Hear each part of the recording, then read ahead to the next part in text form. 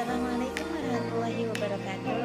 Halo teman-teman, nama saya Joda Khairia, mahasiswi UIN Syarif Hidayatullah Jakarta, jurusan Pendidikan Guru Madrasah Ibtidaiyah.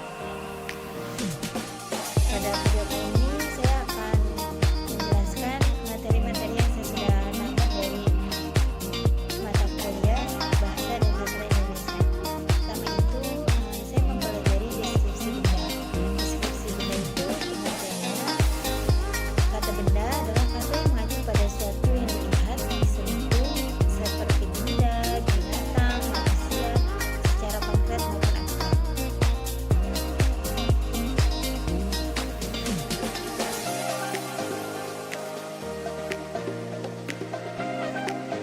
Perbedaan kata abstrak dan kata benda konkret.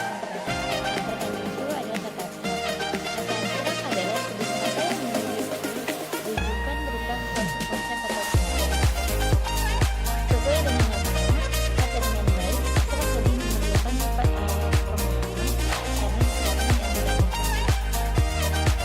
Sedangkan kata konkret merupakan kebalikan dari kata abstrak. Kata konkret yaitu kata yang mempunyai rujukan berupa objek yang dapat diserap oleh mata indera.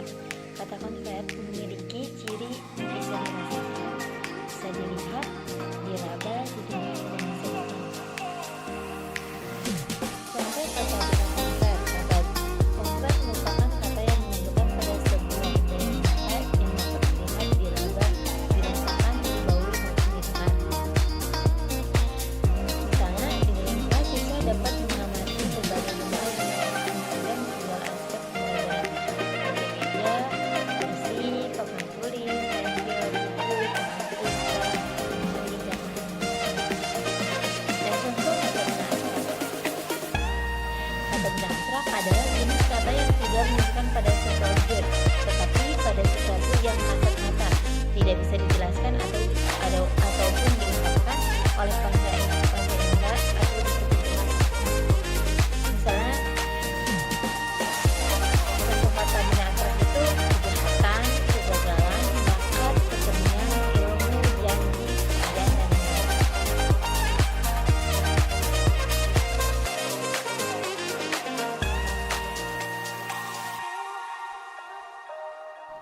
Materi selanjutnya itu identifikasi diri. Identifikasi diri itu seperti nama diri, nama teman sejawat dan status sosialnya, nama teman sejawat dengan pangkat akademiknya, nama keluarga dan gelar kekerabatannya.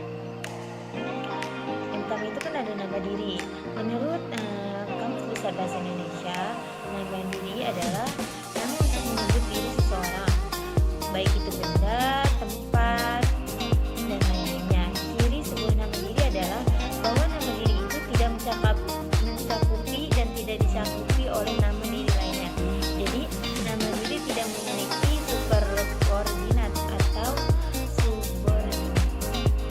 Yang kedua itu ada teman sejawat dan status sosialnya. Teman sebaya sangat mempengaruhi perilaku seseorang untuk melakukan hal yang sama satu sama lain atau saling berkaitan. Status sosial adalah kedudukan yang dimiliki oleh seseorang dan berpengaruh besar pada kehidupan baik dalam lingkungan keluarga dan masyarakat. Ada nama teman sejawat dengan pangkat akademiknya. Menurut Ahmad,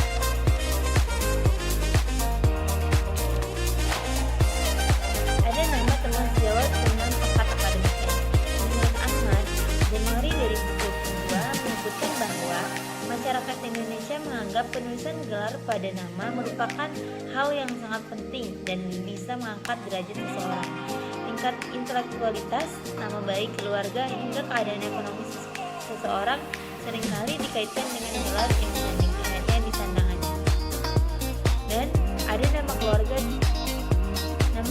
dan gelar kekerabatannya. Menurut Khair 2107 menyatakan bahwa kata sapa adalah kata-kata yang digunakan untuk menyapa, menegur, atau menyebutkan orang tua atau orang yang diajak bicara. Deskripsi berbagai bentuk sapaan kekerabatan yang ditemukan dalam interaksi komunikasi warga kampus Universitas Bantara diantaranya yang pertama itu penggunaan kata kerabatan secara lengkap. Yang kedua itu penggunaan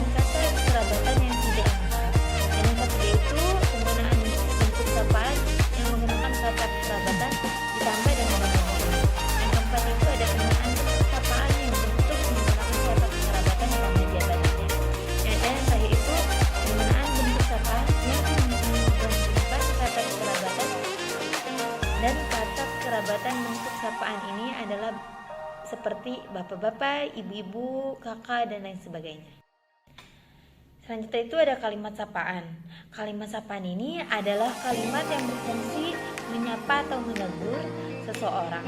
Sapaan ini biasanya merupakan kalimat tanya atau kalimat seru sederhana. Ciri-cirinya itu, kata sapaan tidak memiliki perbendaharaan kata sendiri, melainkan memakai kata-kata dari perbendaharaan nama diri serta perbendaharaan kata nama perkerabatan. Dan yang kedua itu menyapa orang biasanya diakhiri tanda baca seru atau tanda tanya. Jenis-jenis kalimat sapaan itu, kalimat sapaan pasti mengandung kata sapaan yang dipilih berdasarkan tingkat keakraban dalam hubungan para pelaku pembicaraan. Adapun jenis-jenis kalimat sapaan dalam bahasa Indonesia itu ada sapaan hormat, sapaan biasa, sapaan kasar. Contoh kalimat sapaan untuk teman sebaya. Saudara, mari kita teruskan acara berikutnya. Saudara, rapat terpaksa hentikan dahulu. Hai teman-teman, maaf hari ini aku tidak bisa ikut buka bersama karena aku nanti ada kegiatan sekolah. Selamat pagi semuanya, ini kita langsung mulai saja presentasinya. Pagi kawan-kawan, sudah siapkah kalian berolahraga pagi hari ini? Itu kalimat sapaan untuk teman sebaya. Kalimat sapaan untuk orang yang lebih tua itu contohnya misalnya penggunaan kata sapaan kepada orang yang lebih tua itu terikat pada adat istiadat tempat, adat kesantunan, serta situasi dan kondisi percakapan. Setiap daerah memiliki kata sapaan yang berbeda-beda. Sebagai contohnya yang pertama itu bahasa Sasak. Desa Suila Lombok Timur untuk menyapa seseorang yang lebih tua. EP, kamu laki-laki, untuk menyapa orang yang usianya sebaya lebih tua ataupun lebih muda. Ida, kamu atau perempuan, untuk menyapa orang-orang yang usianya lebih tua.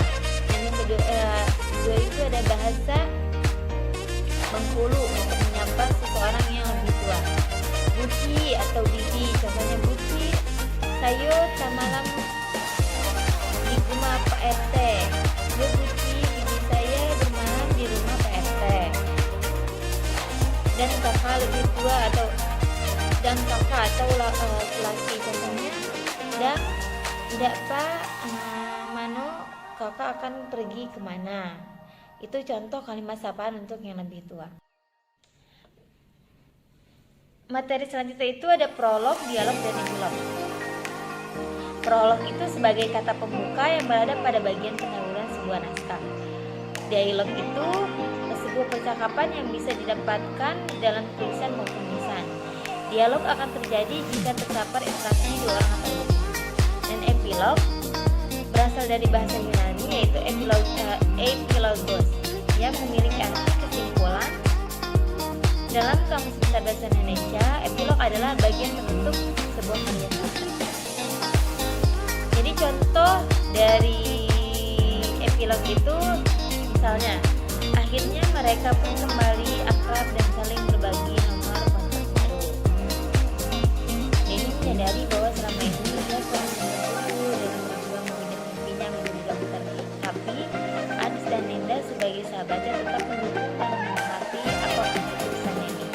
Setidaknya jalan lain menuju kesuksesan masa depan, asalkan kita mau bersungguh. Contoh prolog. Denny, Anis, dan Linda adalah sahabat dekat ketika SMA.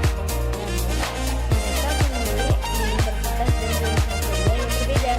Denny memilih kuliah kedokteran di Jakarta. Anis memilih kuliah jurusan psikologi di Bandung, sedangkan Linda memilih kuliah jurusan teknik di Yogyakarta. Karena sibuknya kehidupan perkuliahan yang harus mereka jalani, akhirnya mereka tak lagi menjalin komunikasi. Bertahun-tahun mereka tak berkomunikasi hingga suatu saat Anis memutuskan untuk berlibur ke Yogyakarta dan sekaligus menemui temannya Linda yang bertahun-tahun tak ada kabarnya. Mereka menghabiskan waktu bercengkrama di sebuah kafe dan tanpa sengaja materi selanjutnya ada jenis-jenis membaca dan petunjuk pengertian membaca. Jadi kejadian kegiatan akademi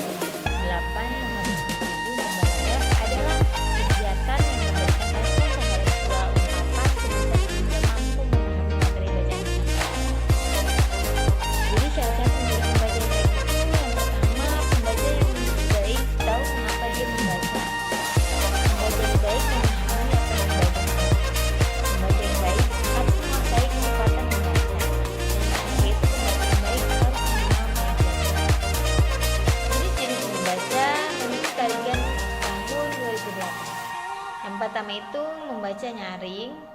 Yang kedua, membaca senyap atau dalam hati. Membaca juga diklasifikasikan berdasarkan kecepatan, yaitu membaca menilai, membaca scanning, dan membaca skimming. Definisi membaca petunjuk. Petunjuk adalah sesuatu tanda untuk menunjukkan atau memberitahu pemakaian proses, cara, atau penggunaan.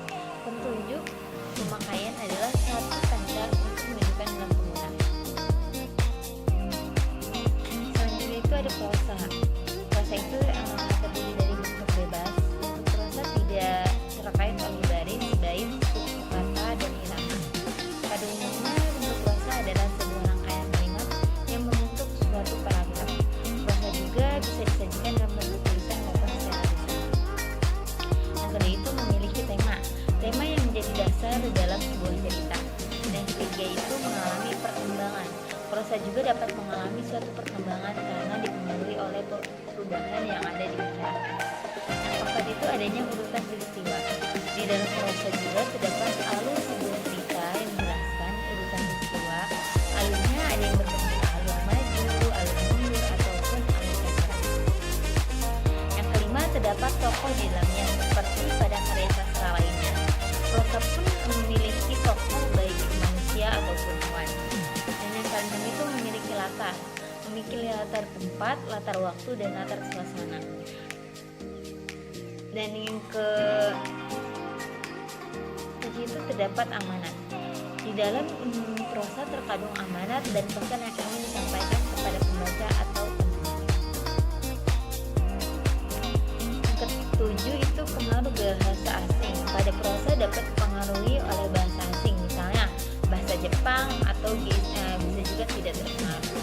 Yang kedua itu nama pengarang. Setiap prosa pasti ada yang mengarangnya, akan tetapi nama pengarangnya juga ada tidak selalu dipublikasikan. Maka cara membaca puisi. Yang pertama, intonasi yang jelas ketika membaca puisi. Yang kedua, mimik yang digunakan tepat sesuai dengan isi puisi. Yang ketiga, menggunakan bahasa tubuh yang tepat ketika membaca puisi. Yang keempat, menggunakan irama pemenggalan atau jeda yang tepat. Yang kelima, ada penekanan pada bagian waktu. Tata cara membaca teks. Yang pertama itu untuk kepentingan apresiasi,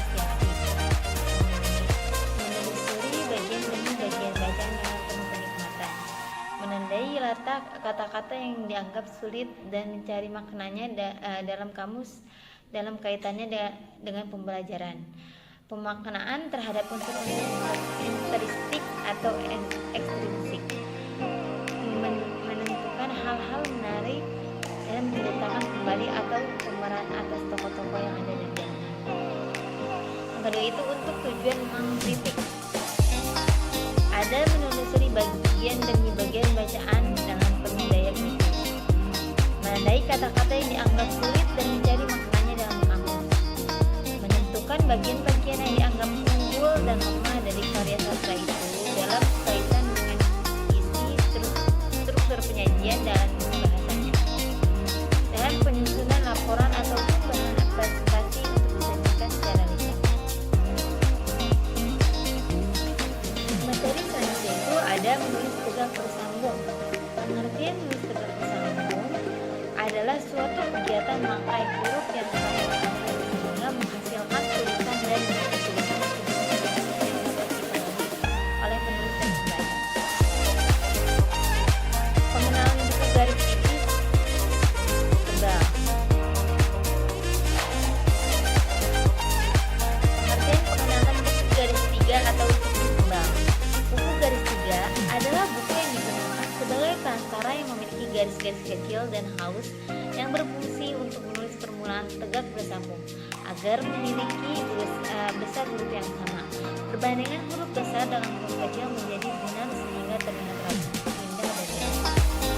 Penggunaan contoh yang dimaksud di sini adalah tulisan atau kalimat yang ditulis guru pada buku tulis sesuai dengan peraturan yang berlaku dan ditirukan atau dicontoh oleh siswa untuk mempermudah pemahaman terhadap materi. Aturan penulisan huruf bersambung dalam buku garis tiga atau tipis tebal. Menurut buku dari Amalia 2010, ada beberapa langkah penulisan huruf tegak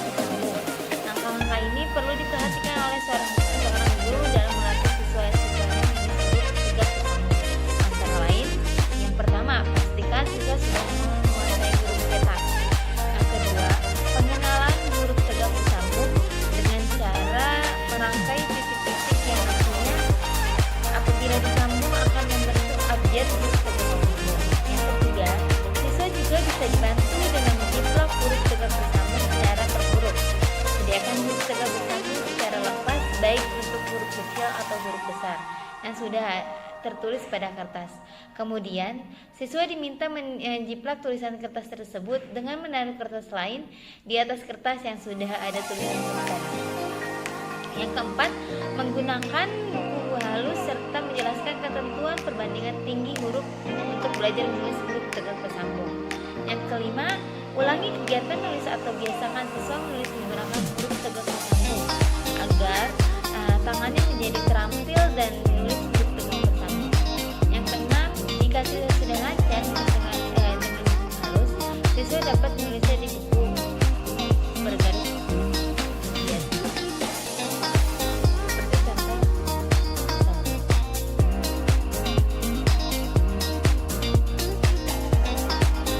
contoh penulisan huruf sambung dalam buku garis tiga atau tebal. Materi selanjutnya itu ada ringkasan. Pengertiannya, Keras dalam Wahyuni 2017 menjelaskan bahwa ringkasan merupakan bentuk penyajian singkat dari suatu karangan asli, tetapi tetap mempertahankan urutan isi dan sudut pandang karangan asli. Sedangkan perbandingan bagian atau bab dari karangan asli secara proporsional tetap dipertahankan dalam bentuknya yang sama. Perbedaan antara ringkasan dan ikhtisar. Perbedaan ringkasan dan ikhtisar tampak jelas dari proses penyusunan. Ringkasan adalah sebuah karangan yang disajikan dari karangan yang panjang ke dalam karangan yang rangkaiannya lebih pendek atau singkat, dengan mempertahankan urutan isi dan sudut pandang pengarang asli atau sebuah buku atau sebuah karya dengan tujuan mengembangkan ekspresi dan penghematan kata dalam memahami dengan cermat apa yang dibaca dan yang didengar. Sedangkan ikhtisar adalah penulisan pokok-pokok masalah dan menulis apa saja problematika permasalahan dalam sebuah wacana atau rangkaian yang pendek yang didapat dengan menuliskan pikiran orang atau penulisan. Langkah ringkasan. Keras dalam Wahyuni 2017 menjelaskan tahapan dalam ringkas teks. Langkah pertama ialah membaca teks yang akan diringkas secara ulang-ulang untuk mengetahui kesan umum secara menyeluruh. Penulisan ringkasan perlu itu mengetahui maksud dan sudut pandang kedua itu bila penulis sudah menangkap maksud dan sudut pandang mengarah tujuannya ialah memperdalam dan mengkonsepkan informasi yang didapatkan dengan membaca kembali setiap paragraf sambil mencatat semua gagasan yang penting dari setiap paragraf. Yang ketiga itu dengan berbekal kesan umum pada langkah pertama dan catatan-catatan pada langkah kedua, penulisan sudah siap memulai menulis ringkasan. Catatan yang sudah dibuat merupakan pedoman untuk menyusun kalimat-kalimat yang baru, merangkai semua gagasan ke dalam suatu wacana yang jelas dan menggambarkan kembali isi karangan asli. Yang keempat itu adalah adalah penulisan memeriksa kembali tulisannya. Materi selanjutnya itu ada parafrasa. Dalam Kamus Umum Bahasa Indonesia, parafrasa adalah ungkapan kembali suatu tuturan dari sebuah tingkatan atau macam bahasa menjadi macam yang lain tanpa mengubah pengertiannya. Pengertian parafrasa lisan dan tulisan. Parafrasa lisan itu berarti mengungkapkan kembali secara lisan tuturan dengan kalimat sendiri tanpa mengubah makna tuturan tersebut. Kedua itu parafrasa tulisan, yaitu karangan yang terbagi atas berbagai paragraf. Kita harus mengetahui mana bagian yang berisi hal-hal pokok atau penting dan mana yang bukan. Jenis parafrasa. Ada parafrasa terikat. Parafrasa terikat adalah parafrasa yang mewajibkan penulis dengan menggunakan kata-kata asli dalam karya sastra rujukan dan kemudian bisa ditambah dengan kata-kata lain untuk membangun karya sastra dengan bentuk yang berbeda, makna dari ilmunya harus sama. Dan ada parafrasa bebas. Parafrasa bebas itu yang tidak mewajibkan penulis untuk menggunakan kata-kata asli yang digunakan dalam karya sastra rujukan, namun tetap mempertahankan inti dan makna dari karya sastra tersebut. Langkah-langkah parafrasa. Ini tadi kan 1990. Pertama itu membaca dan memahami secara keseluruhan suatu karya sastra. Yang kedua itu memahami jenis perubahan yang akan dilakukan, baik bentuknya berupa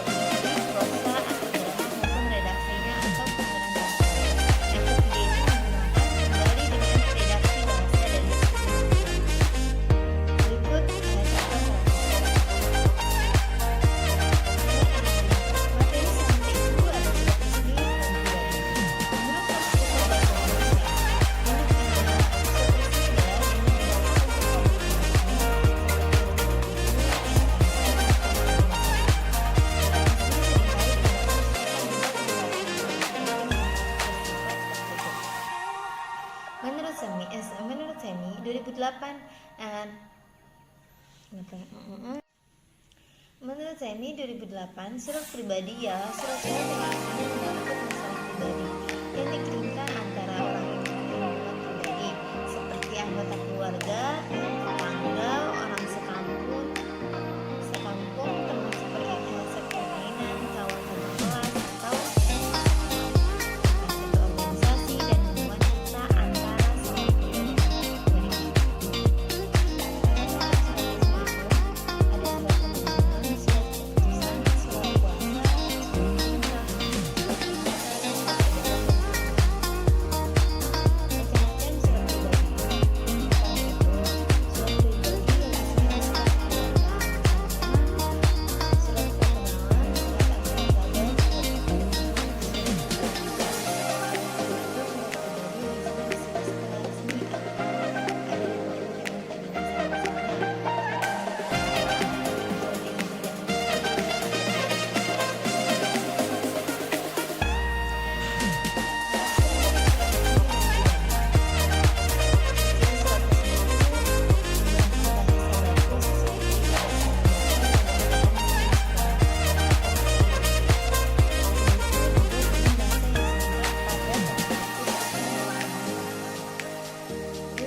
Surat resmi itu tidak menggunakan bahasa implisit, melainkan bahasa eksplisit, dan dilengkapi kod surat yang menyebutkan pihak yang mengeluarkan surat resmi tersebut. Dan di dalamnya surat resmi selalu disebutkan dengan surat perihal, tanggal, alamat, tujuan, dan pengisian. Dalam surat itu dikumpulkan stempel atau cat khusus untuk kondisi tertentu. Ciri-ciri surat pribadi.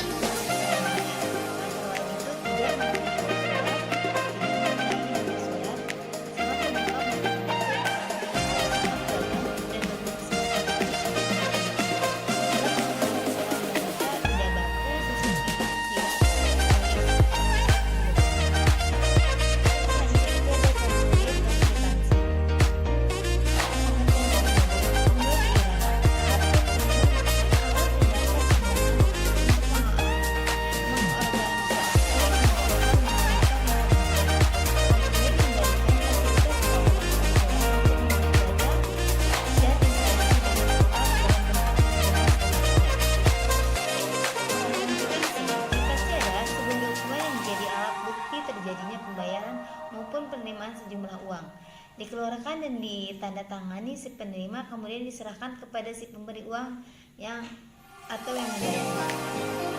Jenis-jenis formulir dan kwitansi.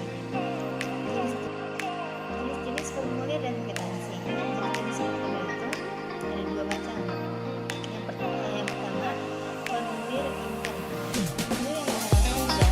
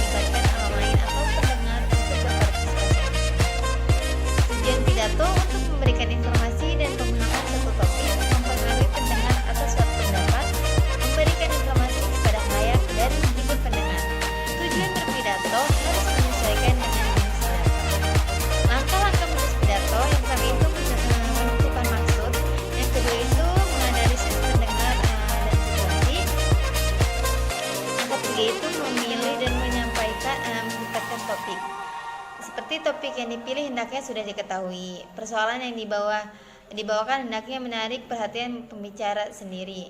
Persoalan yang dibicarakan hendaknya menarik pula perhatian pendengar. Mengumpulkan bahan, membuat kerangka uraian sebelum menulis. Cukup sekian materi yang sekiranya bisa saya jelaskan, kurang lebihnya mohon maaf. Assalamualaikum warahmatullahi wabarakatuh.